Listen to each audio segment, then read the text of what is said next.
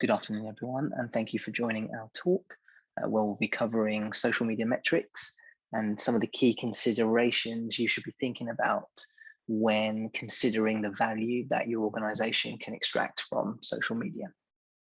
So as you can appreciate, we can only cover so much in 10 minutes. So we're looking to provide a helicopter view, but more than happy to have follow-up conversations if you have any questions around any of the topics that we'll cover over the next 10 minutes. So to provide a brief overview of us today, Rebecca is CEO and founder of Strawberry Social, and I am social strategist and analyst at the agency as well, where I work with a lot of our clients to build strategies, build KPI frameworks, and really look to understand how social media can deliver value across all of the different pillars of strategic activation for various social media campaigns. Now, something that was really interesting that I read recently was a Gartner report that was released that showed or predicted that 1 in 4 companies will lose their market dominance due to what they coined as social media incompetence. And when I read through that report, the exec summary, or the crux of the report, was that companies are still failing to connect the dots between their social media activity and business value. And still there are organizations looking at social media through a more traditional lens of marketing, through even a more traditional lens of pure community, in terms of trying to interact and engage with particular individuals online, specific demographics, and obviously your target audiences. And of course, social media has a place for that, and that is of vital importance to what social media can deliver. However, increasingly, there are certainly more areas of value that social media can kind of drive for your organizations. And the way we like to look at it are these 4 pillars that we have frameworked up and created to try and provide more of a holistic view on where social media can generate value, and ultimately the metrics that sit underneath each of these pillars. So on the left-hand side, you've got social selling. So that's activities like social advertising, or mobilizing kind of on-the-ground teams to effectively promote your services or your products. And key metrics would be driving traffic into your website and looking to convert that traffic through data capture. Second pillar is social governance. So this is where we talk about things like reputation management, social customer care, and often metrics there are related to engagement, to sentiment, and to response times to particular queries or issues that might be raised through customer service channels. The third pillar is social HR, and that's where we start to look at the value that social media can provide in potentially reducing recruitment fees by using platforms like LinkedIn more effectively as a kind of talent acquisition channel. And then on the right-hand side, community activation pillar. So this is where we talk about kind of owned media channels, using social media to drive an owned audience and build an owned audience. So that's often where we talk about metrics such as audience growth, follower counts, and then increasingly so things like influencer programs and advocacy programs, where you're looking to nurture and engage particular individuals within your communities.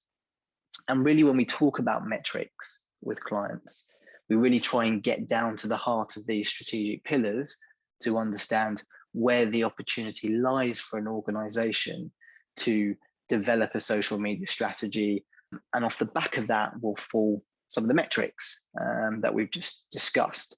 And then being able to work backwards from those metrics to understand what those targets might be, or what the targets and goals might be for these individual pillars, is a really good starting point.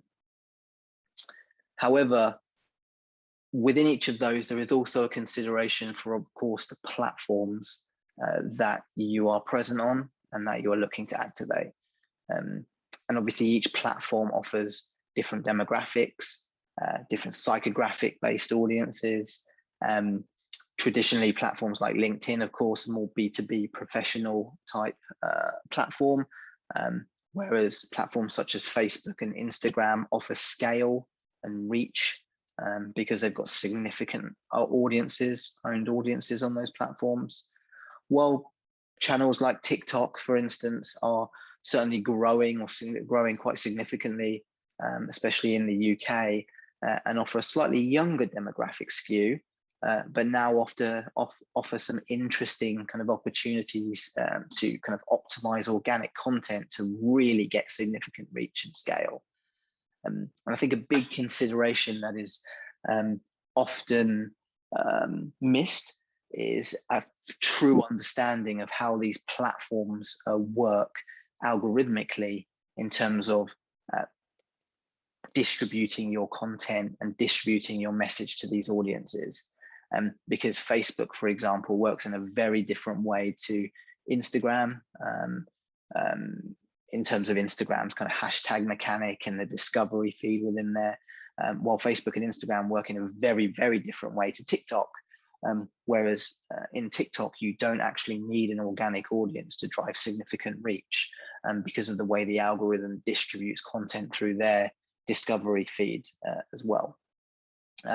So often I think a trap that marketers and social media managers fall into is deciding on these metrics, deciding on these KPIs without a fundamental understanding of how the platforms operate in terms of the way they distribute content.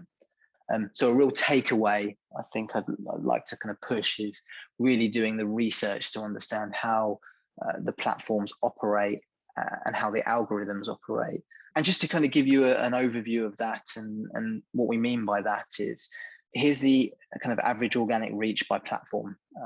So I've just selected kind of 5 of the kind of key popular platforms in the UK. And the percentages we see on the screen here are the average reach that you can achieve as a percentage of your followers. So for instance, on Facebook, when you post on your Facebook profile, you're probably all aware that it's very difficult to get organic reach without paid promotion. And that is because the algorithm is controlling how many people, how many of your followers see your content. So on average, 0.5% of your followers will see your content. So if you have 1,000 followers on Facebook, every time you post, around 5 of them will see the content on average.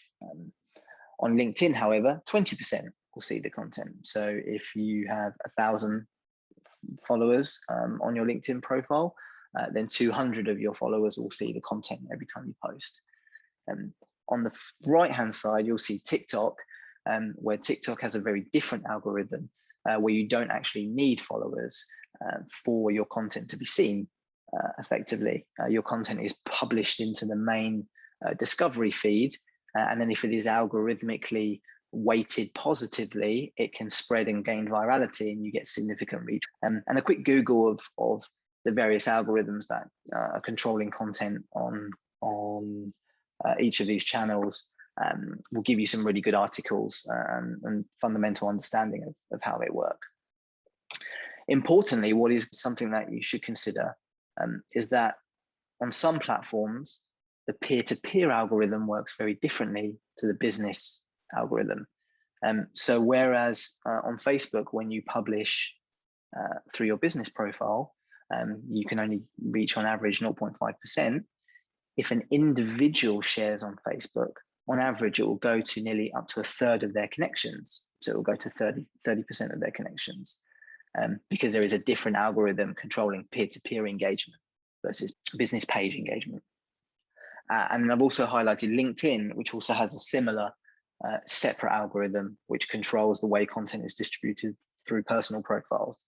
So if you share a piece of content on your personal LinkedIn profile, it will go to up to 50% of your network. Why this is important is because 135 likes, comments, or shares on a post will gain more reach than having 1 million Facebook fans.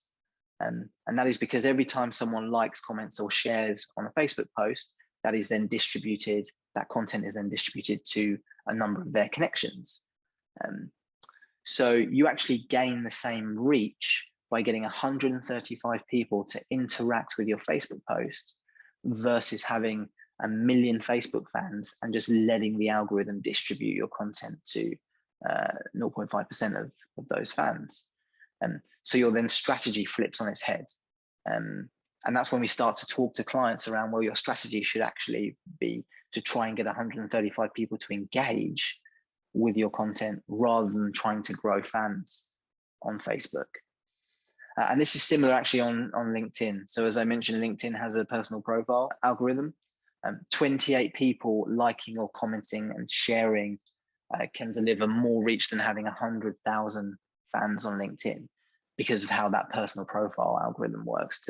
And then when we think about the success of your social media activity, if you consider those algorithms at work and you consider the different metrics and targets that you could achieve, just to try and visualize that, I've shown how that can potentially work in terms of the significant reach that you can gain. So on the top line, what I've visualized is an organization with a social media team of 2, posting a bit of content to a Facebook page which has 100,000 likes and a LinkedIn profile that has 20,000 connections. The potential reach of social media post is 120,000. However, because of the algorithms controlling how many people see that content, the average reach is actually only 2,500. However, the bottom line, this is showing is that same social media team sharing that same social media post, but it being shared by 100 employees. So I'm giving this example as an example of employee advocacy, but you could see that as being shared by 100 people, 100 customers, 100 advocates. Now, on average, the average person has 333 Facebook friends and 920 LinkedIn connections. So when you times that by these 100 employees, your potential reach is nearly the same. However, the average reach significantly increases because of that change in algorithm. So you can see the average reach per post is now 75,000 people rather than the mere 2,500 that we saw above. So it really shows the power of getting people to interact and share fundamentally because of how the algorithm works. And then to close it off, just coming full circle, that fundamental understanding of each of the platforms, the algorithms and how they work will set you in good stead to really build this strategic framework for where you're focusing your social media efforts. And from that, you'll be in a much better place to decide the metrics and the targets that are associated with each of those. So whistle stop tour, hopefully that was beneficial for you. Thanks for your time. And if you've got any questions on our talk today, please do feel free to reach out to us. I'm more than happy to have follow-up conversations. Thank you.